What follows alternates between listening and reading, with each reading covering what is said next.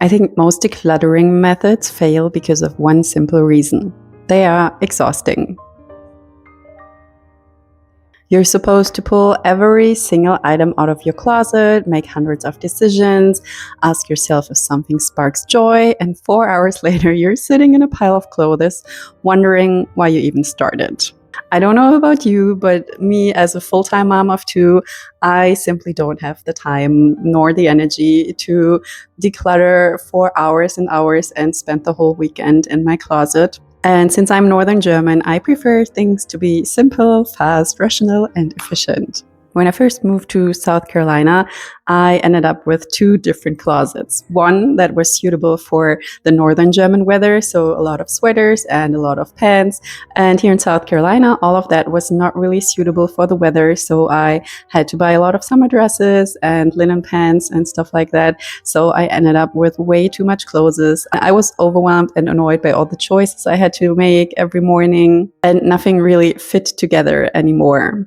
So this combination of too much clothes and not enough time made me come up with a rational and effective method that pleases my German brain.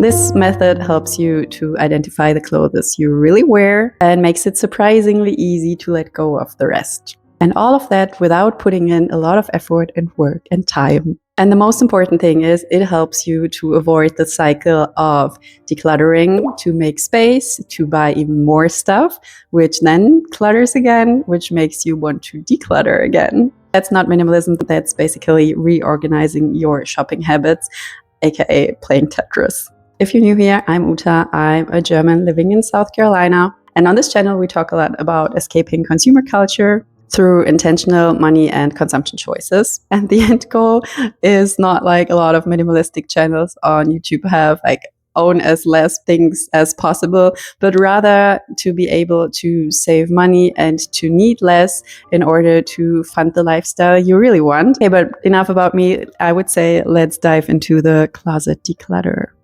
The average American spends around $850 per year on clothing and footwear, even though they regularly wear only about 10% of their wardrobe. Imagine you could reduce that amount to just $200 per year by buying only what you truly need and purchasing most items secondhand. That's $650 every year that could go towards your financial goals instead.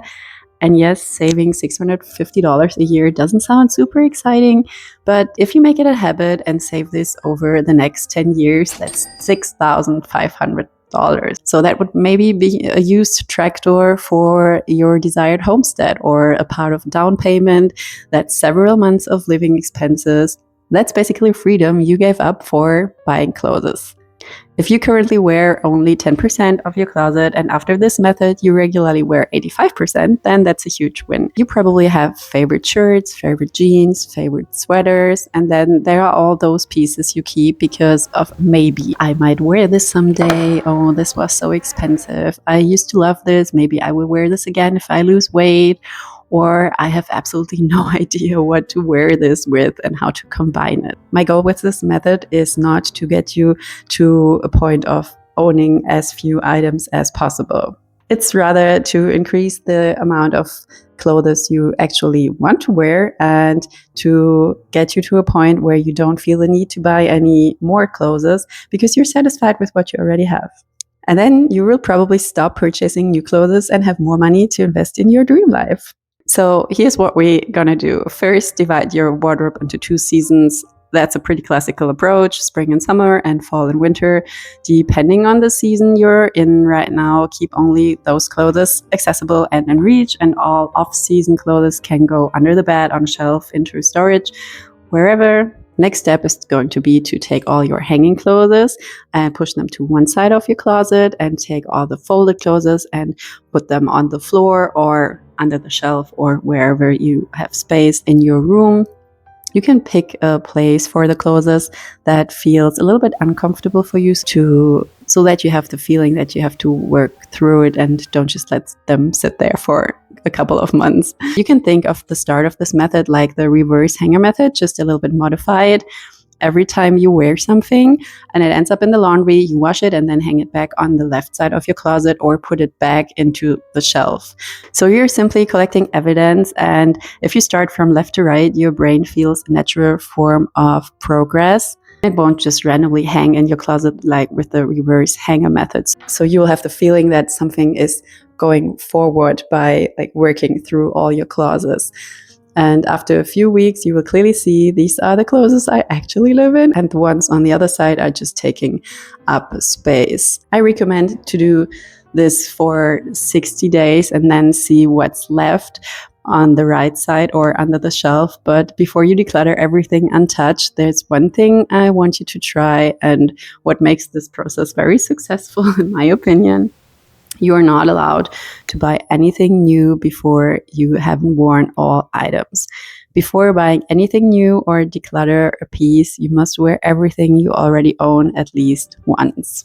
And yes, that requires a lot of discipline, and we Germans are known for discipline, so I love this part. One thing I noticed growing up in Germany is that people have a more practical approach when it comes to their clothes or their stuff. Not everyone, of course, but there often is less emphasis on constantly upgrading things or always having the best things. It's more an emphasis on what works for you and your lifestyle. So for me, when I declutter, the goal is never to have the perfect wardrobe or the perfect capsule wardrobe that is Pinterest worthy. It's more about having a perfect wardrobe for me and my lifestyle, and to get the maximum value out of what I already own. So before you declutter anything, get creative and get more out of what you already have. After a couple of weeks, you will see which clothes you've been avoiding. So take a look at the pieces you've been avoiding and tackle one piece every morning. And then ask yourself, do I really dislike it? And why am I exactly avoiding this? Or do I just not know how to style it? And then you can go ahead and look on Pinterest, search for outfit ideas, and try combinations you normally wouldn't try. And then sometimes a forgotten shirt becomes your favorite piece.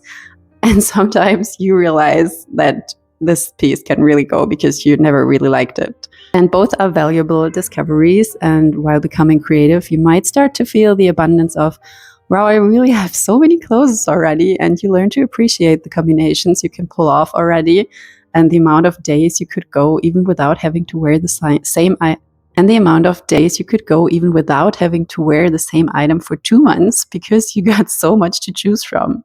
By the way, if you want to live more minimalistic and get your finances on track, I mean, I guess so, otherwise you probably wouldn't be here. Feel free to check out my free minimalism planner bundle and my budget planner on my website if you feel like your finances and your stuff need a little rearrangement. Okay, so now that you start to wear more out of your closet and you're being forced to wear everything you own, and you're starting to be creative with what's left on the right side or under the shelf, you will probably immediately feel for a lot of items if they are still a good fit for you and if you can find a good outfit combination, or if they're really just not your thing. And for those pieces you're unsure about, I have another rule for you you can try to apply. If I wear something and I feel uncomfortable in it twice this day, I'm wearing it because it's too tight, it's not my style, too short, then it's gone. I don't care if it was expensive. I don't care if it's trendy. If the size feels wrong and if the material is itchy, if I constantly adjust it and just don't feel comfortable in it, then I let it go, because life is too short to wear clothes that make you feel uncomfortable. And try to be rational with your clothes instead of emotional. If you're a mom living in the rural countryside, you will probably not be able to wear all your heels and nice dresses within the next 3 years. Then those clothes are probably just taking up your mental and physical space, and you can probably let them go. But if you're a lawyer in New York City, you will probably need something totally different. Let the fantasy self you had in mind when you bought clothes, or the fantasy self you still have in mind for your future, like if you lose weight or something, just let it go. Be realistic about your actual situation, about what you actually need in your daily life, and try to stick to who you really are, even if you won't like the answer at first. So as I already said, I recommend doing this for around 60 days or maybe 3 months. And at the end of those 2 or 3 months, you can draw a conclusion and we'll see, okay, there are things that haven't moved the whole time and I really avoided them. And even Pinterest couldn't help me find a combination. Then you have your answer. It can either go or it can be repurposed. Of course, you can repurpose items. You can give it to friends, or you can make a sleep shirt out of it, or a cleaning rag, or maybe it's just really time to let it go completely.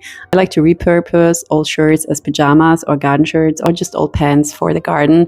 And at this point, like, can I ask you something?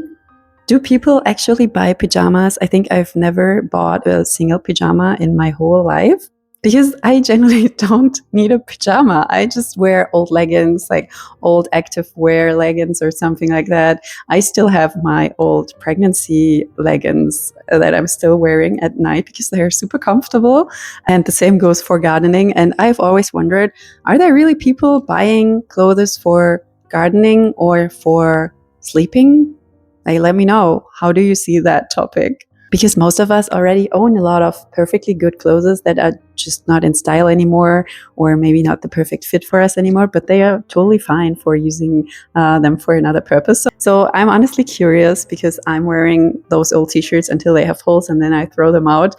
Let me know in the comments if this is something people do, and if yes, why are you doing it?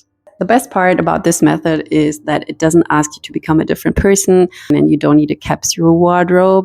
And you definitely don't need to spend an entire Saturday surrounded by piles of clothes. You just pay attention and keep going. You learn how to appreciate what you have and make more out of what you already own, little by little. It's just a matter of consistency and discipline, and becoming rational with your clothes instead of emotional. And the goal isn't to own as few clothes as possible. The goal is to need less in the future. And every time you need less, you get a little bit closer to freedom.